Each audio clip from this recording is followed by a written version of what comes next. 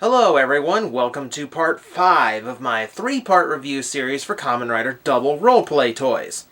Though, I guess that's not a fair title this time. See, I'm not doing Double this time. No, got sick of it. Tired, moving on. But this time instead, I thought I'd do his partner Kamen Rider, Accel. So today we are tackling not one, but 2 of his roleplay items. So don't ask me questions! The whole point of this video is to answer them.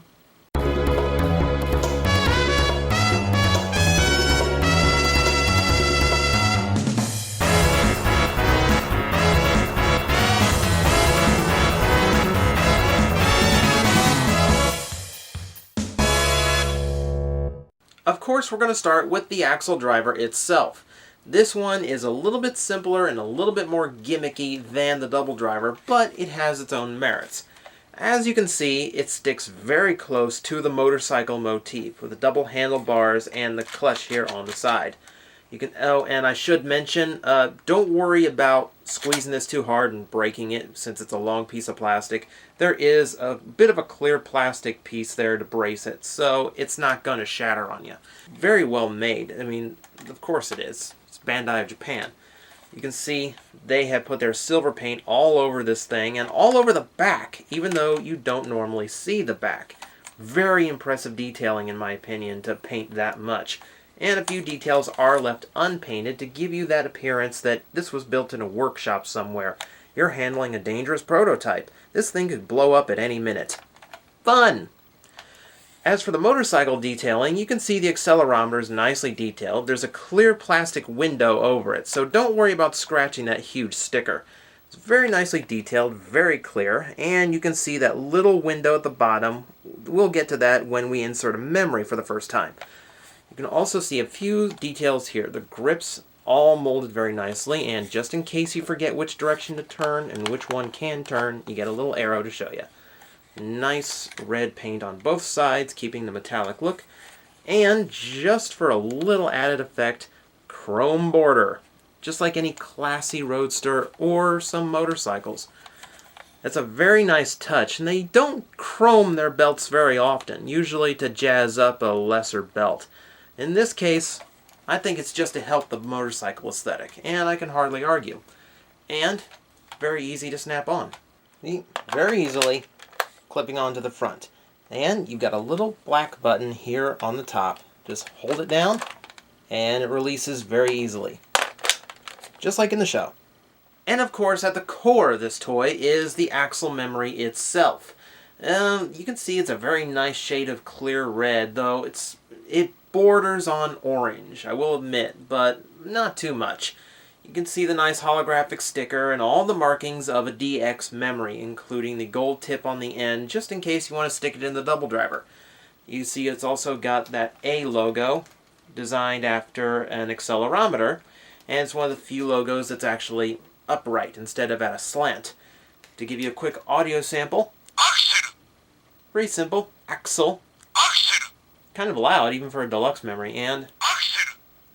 Lights up quite nicely. So, let's not waste any more time. Hen!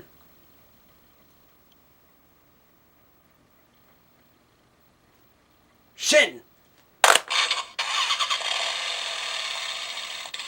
Now, you'll even notice you can hear the engine turning over, and now you're left with an idle noise, which is a cool little touch instead of the normal standbys. Revving the engine. You can do that as many times as you want.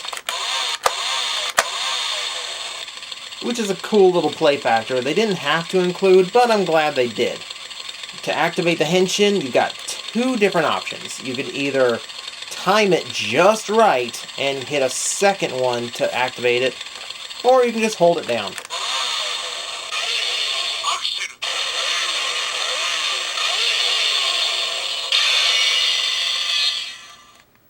And you can see the little detailing on the inside lit up and fading out. That's pretty much your standard Henshin. It's a nice loud Henshin too. Very dominant.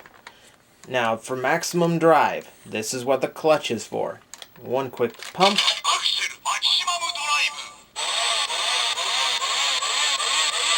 A lot of revving on this one. To activate,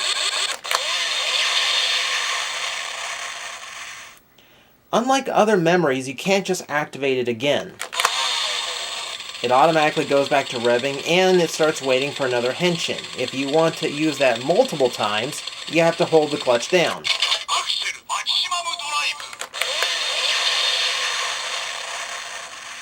I'll give you one close-up so you can really see the detailing light up.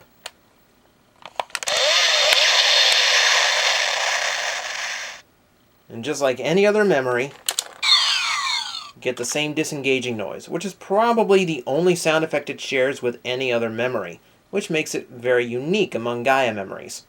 And I suppose that's it. I mean, of course, only having one memory, it doesn't do as much as the double driver itself, and I think that's one of the reasons that a lot of people haven't bought into the belt yet.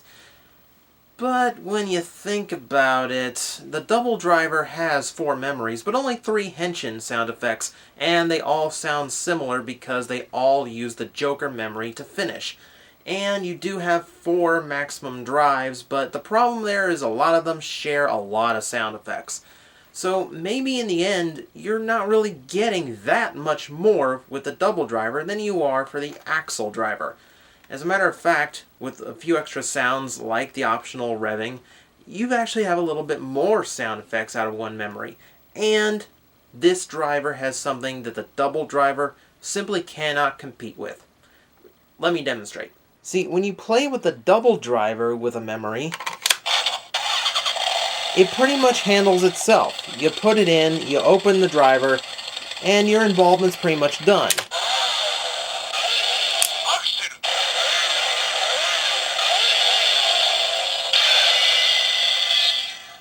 Now, I kind of feel like I'm activating it, but then again, the memory's just kind of doing its own thing. I mean, shove it in and it automatically goes to Henshin. Shove it in here and it automatically goes to maximum drive. I mean, there is some level of interaction, and it is very satisfying locking memories in and opening the driver, don't get me wrong. I just don't think it has as much interactivity as the Accel driver. I mean, here, you shove the memory in, and it waits for you. If you want to rev it, you can rev it. If you want to Henshin, you can Henshin. You can go right to maximum drive. You don't have to swap the memory around to other slots in order to activate any of those extra features. It's all up to you, and being able to play around with the belt like this is actually more fun and more entertaining than the double driver. Yes, double driver is cool for playing all the sound effects, but for playing, for actually feeling like I'm playing with a toy, this just has it beat hands down. And just to get out of the way, let's show you what normal memories sound like in this thing.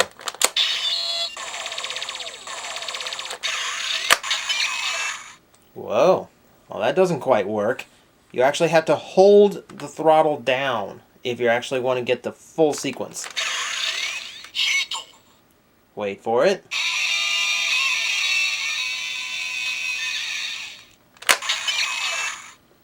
That's just how this belt operates. The clutch activates maximum drive, but again, you have to hold it down or it disengages immediately.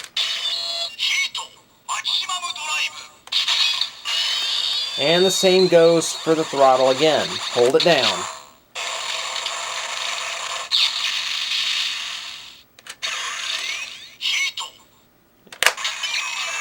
So it's a little bit weird how it works with other memories. It's really meant for memories that only work on their own.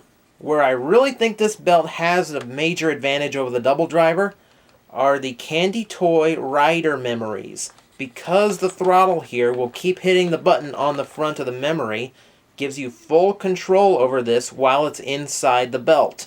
You don't have to hold it in your hand. You can actually treat it like a real Gaia memory and keep it in the driver and still activate all the sound effects. Something the double driver won't let you do.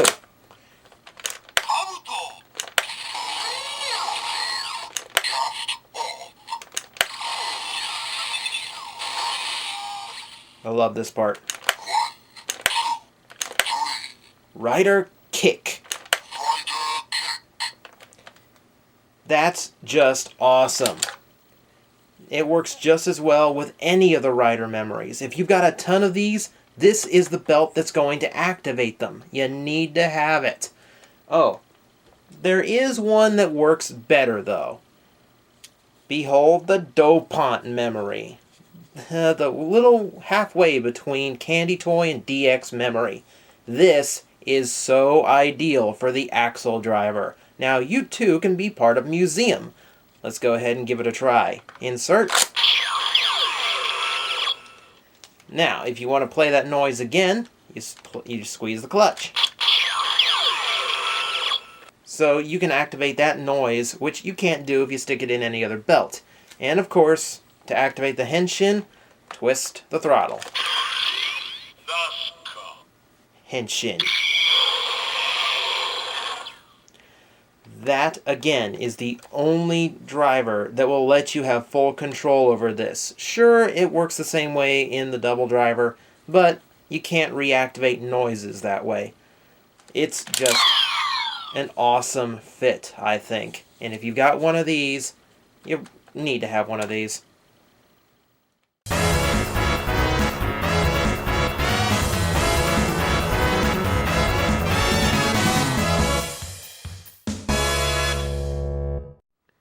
For these and more awesome import toys, be sure to check out Hobby Link Japan.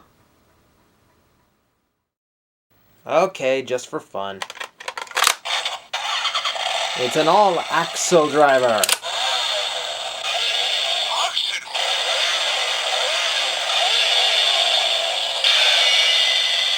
Accel in stereo. I kind of like that, actually.